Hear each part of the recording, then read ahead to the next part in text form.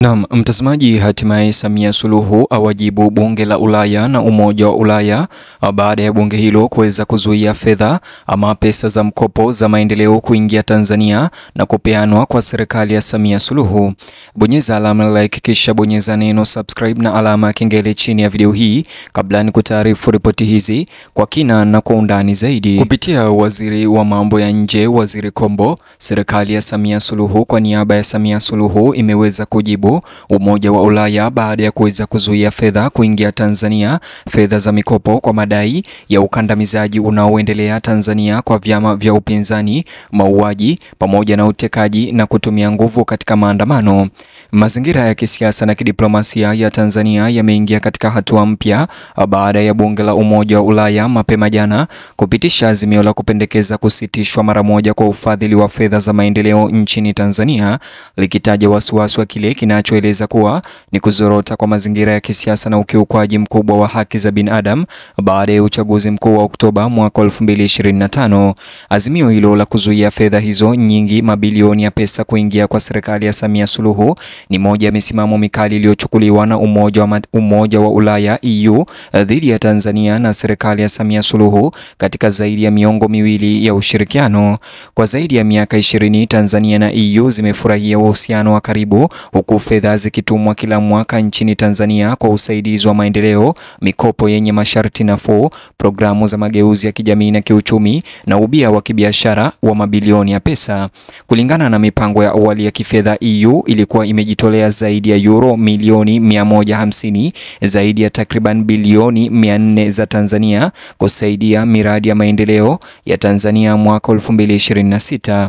Hata hivyo, sasa Tanzania ama serikali ya Samia imeweza kutoa jibu lake baada ya Ulaya kuweza kuzuia fedha hizo. Katika kukabiliana na kero zinazoendelea mjini Brussels ama huko Ulaya, waziri wa mambo ya nje wa Samia Suluhu au wa serikali ya Samia Suluhu na ushirikiano wa Afrika Mashariki, Balozi Mahmoud Thabit Kombo amesema kuwa serikali inafuatilia kwa karibu majadiliano hayo kupitia kwa balozi wa Tanzania nchini Ubelgiji, Justus Nyamanga, alialikwa kushiriki kikao hicho, huku akifunguka ya kwamba Tanzania haitaweza kupata tatizo lolote iwapo pesa hizo zitazuiliwa. Katika jibu la serikali ya Samia Suluhu kupitia Waziri Kombo, alitaka kulituliza taifa la Tanzania kwa kupunguza mshtuko wa kifedha unaoweza kujitokeza kutokana na kusimamishwa kazi.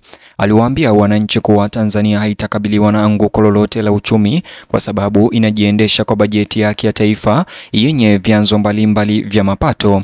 Aliwataka Watanzania kuchunguza kiasi halisi cha fedha kinachotarajiwa kutolewa na kulinganisha na takriban shilingi trilioni 56 za Tanzania za bajeti ya taifa kwa mwaka wa fedha wa 2025 hadi 2026, huku akiwapatia Watanzania amani ya kwamba fedha hizo zilizozuiliwa huko Ulaya sio njia pekee ya kupata fedha Tanzania. Nikimnukuu, sikiliza, alisema hivi: "Sisi wa Tanzania hatutakufa kwa kukosa fedha hizo," alisema Waziri Kombo na kutia imani ya serikali katika ustahimilivu wake wa kiuchumi.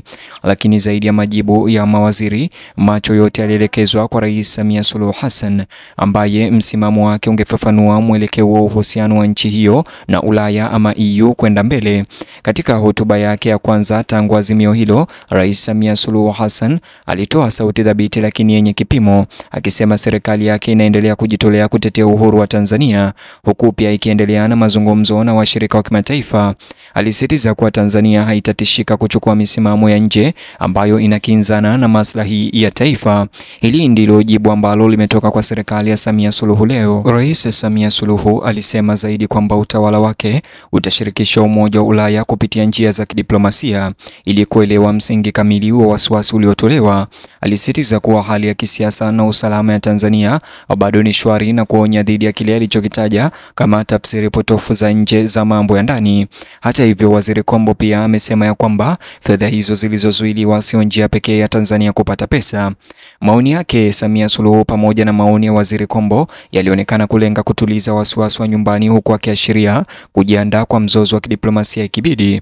Katika sehemu nyingine ya majibu yake, Rais Samia Suluhu awali alisisitiza tena kwamba Tanzania inaendelea kuchunguzwa inapobidi, lakini atakataa jaribio lolote linalodhoofisha taasisi za serikali au kutaka kuhalalisha mchakato wa uchaguzi.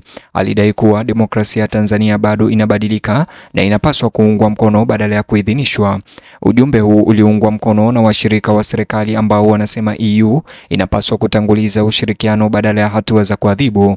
Hata hivyo, Samia Suluhu awali alituma barua ya kulalamika ya kwamba bunge hilo la EU ama bunge hilo la Ulaya lilikuwa likiegemea taarifa za upande mmoja, lakini bunge hilo lilipuuzilia mbali barua hiyo. Kwa niaba ya Rais Samia Suluhu, Waziri Kombo pia alizungumzia wasiwasi kwamba kuondolewa kwa ufadhili wa maendeleo wa EU kunaweza kupunguza kasi ya miradi muhimu ya kitaifa. Alikubali athari za kifedha, lakini alisisitiza kuwa serikali itapanga upya vipaumbele inapohitajika, kwani hiyo sio njia pekee ya kupata fedha. Aliwahakikishia wananchi kwamba hakuna huduma muhimu zitakatizwa na kuahidi kuchunguza ushirikiano mbadala na mataifa rafiki na kambi za kikanda iwapo EU itakamilisha kusimamishwa kwake. Wakikamilisha majibu yake yenye vipengele vitano, serikali ya Samia iliwataka Watanzania kuendelea kuwa wamoja na kuepuka hofu yoyote. Walisitiza kuwa nchi iliwahi kustahimili dhoruba kubwa hapo awali. Walisema serikali yao italinda hadhi ya taifa na mahusiano yake ya kimataifa ya muda mrefu. Wachambuzi wa kisiasa wanatafsiri maoni haya ya serikali kama kitendo cha kusawazisha kilichoundwa kudumisha fahari ya kitaifa, huku kukiwa na njia za kidiplomasia wazi ili kuepusha athari mbaya. Wakati huo, azimio hili la EU ama Umoja wa Ulaya lilionyesha wasiwasi mkubwa kuhusu vurugu za kisiasa zinazozunguka uchaguzi wa Oktoba 25.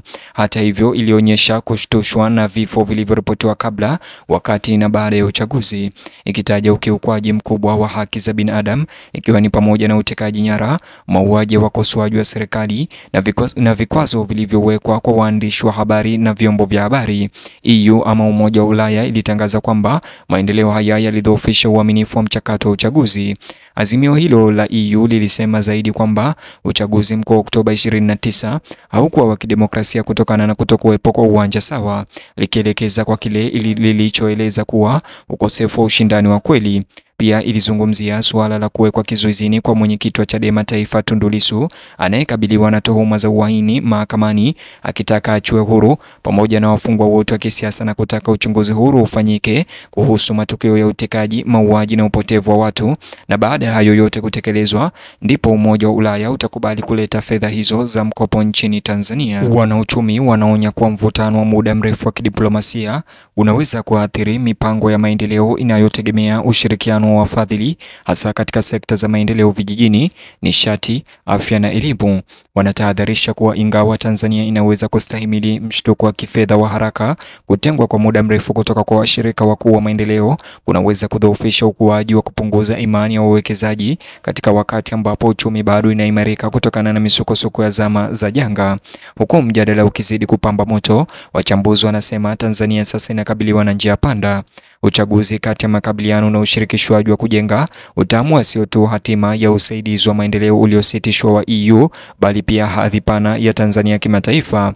Kwa raia wengi na waangalizi, wiki zijazo zitafichua ikiwa serikali itapitisha mkakati wa diplomasia unaolenga upatanisho au inaendelea katika njia ambayo inaweza kuongeza uchunguzi wa kimataifa. Ni hayo tu mtazamaji, nijuze maoni yako kuhusiana na maoni haya ya Waziri Kombo.